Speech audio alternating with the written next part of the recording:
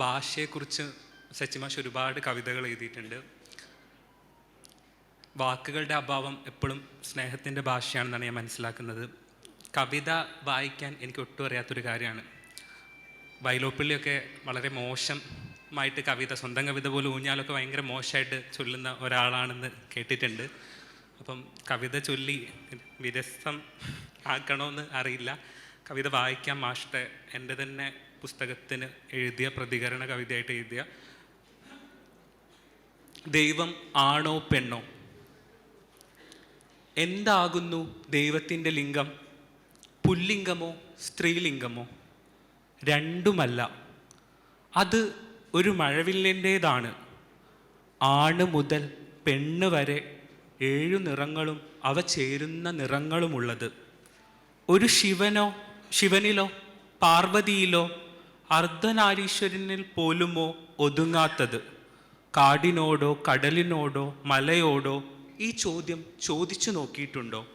എത്ര പൂക്കൾ, എത്ര മത്സ്യങ്ങൾ, എത്ര വൃക്ഷങ്ങൾ എന്ന് ആലോചിച്ചിട്ടുണ്ടോ? പ്രണയ കവിതകൾ ബാക്കി വയ്ക്കുന്ന ഇടങ്ങളിൽ നിറയെ മനുഷ്യരുണ്ടെന്ന്. ഞാൻ നിന്നെ എന്ന് പറയുമ്പോഴേക്കും കഴുത്തു ഞെരിക്കപ്പെടുന്നവർ, മലരണിക്കാടുകളിലോ സുറുമ എഴുതിയ മിഴികളിലോ പ്രത്യക്ഷപ്പെടാത്തവർ, ഒരിക്കലും ഭൂരിപക്ഷമാകാത്തവർ, ഒരു പുരാണത്തിലും പേരില്ലാത്തവർ, സൊദോമിലും ലെസ്ബോസിലും നിന്ന് പാതി തീ പിടിച്ച മെയ്യുമായി ഓടിപ്പോന്നവർ, ഒരു നിഘണ്ടുവിലും തങ്ങളെ മുഴുവൻ പ്രകാശിപ്പിക്കാൻ വാക്കില്ലാത്തവർ, ഒരു താരാട്ടിലും സംബോധന ചെയ്യപ്പെടാത്തവർ.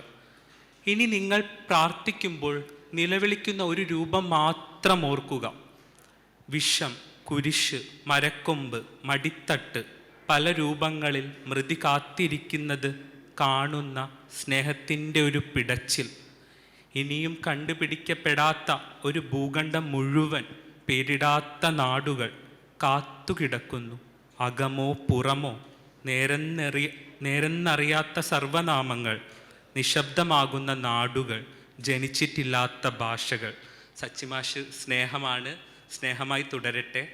നന്ദി.